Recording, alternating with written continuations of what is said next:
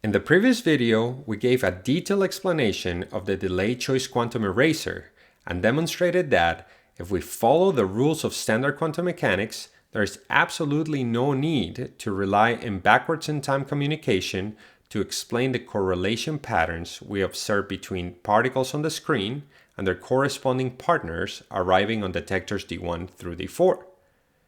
Now in this video, we will take this one step further and map the delay choice quantum eraser onto a simple quantum circuit, which will allow us to run an almost identical version of this experiment on real quantum hardware. Let's start by recalling how we mapped the original quantum double-slit experiment onto a single qubit circuit. First, we start by applying a Hadamard gate, which places our qubit in an equal superposition of state 0 and state 1. This is equivalent to having a particle in a superposition of going through the top slit and the bottom slit. We then apply the phase gate P as a function of the angle phi, which adds a relative phase between states 0 and 1.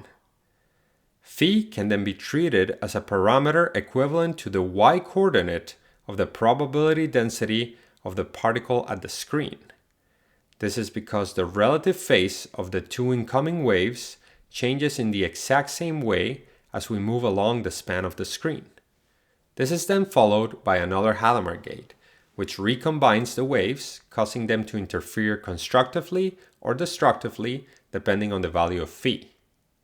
Lastly, we measure the qubit and associate the probability of obtaining state 0 with that of the particle hitting the screen at a given value of phi, which gives us the expected interference pattern. Now, recall that for the delay choice quantum eraser version of this experiment, we placed a BBO crystal right after the slits, which produces an entangled pair of particles. So, how do we modify this circuit to account for this change? Well, first, it is easy to notice that the setup for the screen photon is identical to what we just described for the conventional double-slit experiment. So there is nothing we need to modify for this part of the circuit. However, since we now have two photons, we need to introduce a second qubit that accounts for the state of the information photon. And since the job of the BBO crystal is to produce an entangled pair of particles, what we need is a 2-qubit CX gate right after the first Hadamard gate to entangle the qubits. This generates the equal superposition state 00 plus 11, which makes perfect sense. This state represents two particles sharing information about which slit the source photon went through. State 00 indicates that both particles are associated with the wave emerging from the top slit, and state 11 corresponds to that related to the bottom slit.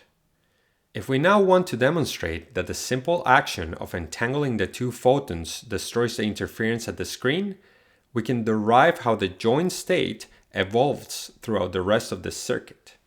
The phase gate P has the same value of phi as before, but now in the form of a relative phase of the total 2-qubit state. The second Hadamard gate turns the screen qubit from state 0 to state plus and state 1 to state minus. We can then replace plus and minus with the corresponding expressions in the computational basis and reorganize the equation to factor out the first qubit. It is then clear from this final expression that we have an equal superposition state that results in having the same probability of 1/2 for measuring state 0 or state 1 for the screen qubit. More importantly, this probability is a constant independent of the value of phi, which means we don't see an interference pattern. Notice that the only difference between this circuit and the one for the conventional double-slit experiment is the addition of the CX gate between the two qubits, which then proves that the simple act of entangling the screen qubit with the information qubit destroys its ability to interfere with itself. If we now turn our attention to the state of the information qubit right after we measure a 0 for the screen qubit, we see that there is an equal likelihood of measuring a 0 or a 1. In other words, it is equally likely that the measured information photon was associated with having emerged from the top slit or the bottom slit. This shouldn't come as a surprise, considering that we haven't made any changes to the information photon since the moment it was entangled with the screen photon. Therefore, measuring a 0 in the bottom qubit is equivalent to detecting the photon at D4, and measuring a 1 corresponds to a detection in D3. Now, one thing that might seem very surprising is the fact that the parameter phi shows up as a relative phase in the state of the information photon, even though this phase was actually applied to the screen photon. The reason for this is that in the Schrödinger picture of quantum mechanics, where we represent the evolution of quantum systems using state vectors, certain local operations result in changes to the global wave function. So performing measurements in parts of an entangled system can result in the apparent transfer of some of these properties to the remaining portion of the reduced state. This is precisely the type of effect that people refer to when they say that quantum mechanics is a non-local theory. It is worth mentioning that there is a different way to express the evolution of quantum systems using fully local descriptors, but that's a complex subject that will require its own separate video. In any case, as we can see from the measurement results, this phase factor does not play a role when we directly measure the Witch path information of the photon. We always get equal probabilities for measuring state 0 or state 1. However, let's now analyze the case in which we introduce the quantum eraser. Recall how in the previous video we explained that the actual role of the beam splitter is not just to scramble the Witch path information, but to actually combine the incoming probability waves of the information photon, causing constructive and destructive interference depending on where on D0 the screen photon was localized. The key here is that for the wave moving towards D1, the incoming waves add, and for the wave moving towards D2, they subtract. Therefore, the probability amplitudes are complementary. This effect is due to the relative phase shift the beam splitter introduces between the different transmitted and reflected waves. Now, in the case of our quantum circuit, we can introduce this exact same outcome by the use of a Hadamard gate, which turns state 0 into state plus and state 1 into state minus. If we now express these states in the computational basis, factor out the amplitude coefficients, and replace the complex exponentials with their corresponding trigonometric identities, we can see that we get the expected complementary probability amplitudes proportional to the cosine and sine of the phase phi. This implies that when we measure the information qubit, the probability of obtaining a 0 as a function of phi is exactly the same as what we had derived for measuring the photon at D1 as a function of the location on the screen y. Similarly, the probability of measuring a 1 matches that of the photon being detected at D2. So from this analysis, we can clearly see that for the screen photon, we measure a 0 with probability of 1/2, irrespective of the value of phi, which is equivalent to saying that we never get an interference pattern at the screen. But for the information qubit, we do get complementary correlations for measuring a 0 or a 1 as a function of phi, so we can separate the two to reveal their corresponding fringe patterns. Now, if we want to fully model the complete version of this experiment, where we have additional beam splitters to allow the information photon to reach both the eraser detectors D1, D2, and the Witch path information detectors D3, D4, we need to introduce an additional quantum mechanical element that can apply the Hadamard gate only with some probability. We can do this by including an additional qubit and placing it in a superposition that controls if the Hadamard gate gets applied or not. With this, half of the circuit executions will have the Witch path information and the other half will apply the eraser. We can then distinguish which of the two took place by simply measuring the last qubit. So the following combinations of results on the bottom two qubits are equivalent to measurements on each of the 4 corresponding detectors. It is also worth remembering that in the version of the experiment we're presenting here, we have to run the circuit for different values of phi that need to be manually selected to cover the span of the screen.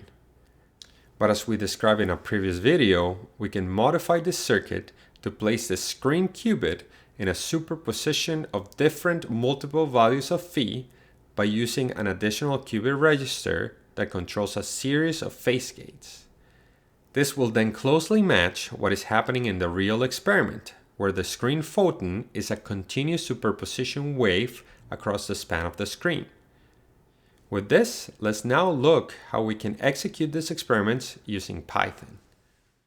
The procedure to run this experiment in real quantum hardware is pretty much identical to what we described for the conventional quantum double-slit experiment, so make sure to watch that video for all the details on how this is done. I have also added a link to the notebook with all this code in the description below.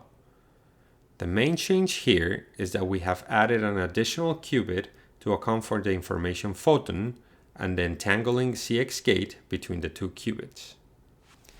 The idea is that if we run the experiment where we measure the witch path information by directly performing a measurement on the information qubit, we see no interference pattern, even if we separate the results based on what we associate with detectors D3 and D4.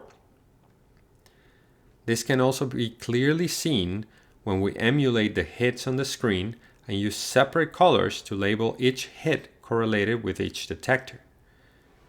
However, for the case where we introduce the eraser in the form of a Hadamard gate, we can see that even though we never get an interference pattern as expected, we do see correlations in the data when we separate the results based on what we get on detectors D1 and D2.